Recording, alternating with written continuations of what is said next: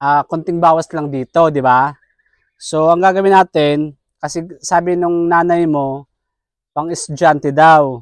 So, pang-estudyante kasi, kailangan malinis dito, medyo mataas.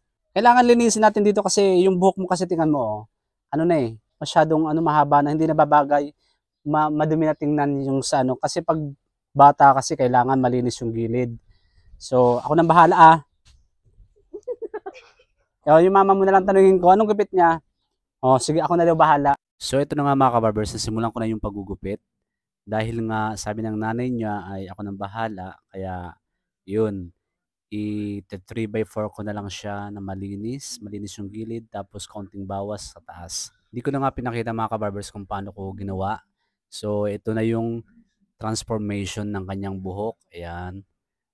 Ayan, saktong-sakto yan sa mga estudyante mga kabarbers. Ayan, napakalinis, di ba? Ayan. Ayan, tuwang-tuwa na yung bata. Tuwang-tuwa na dahil ang gusto kasi ng nanay niya ay sobrang iklian daw. So dahil nga grade 8 na siya, nagbibinata na, kaya ang gusto niya yung medyo mahaba na yung taas. Ganun talaga yung mga estudyante ngayon. Hindi na basta-basta nagpapagupit ng maikli. Kasi nga yung mga bata ngayon ay namimili na rin sila ng kanilang gustong gupit. So ayan mga kabarbers. Diba? Napakalinis. 3x4, saktong-sakto sa mga estudyante yan mga kabarbers. So maraming salamat.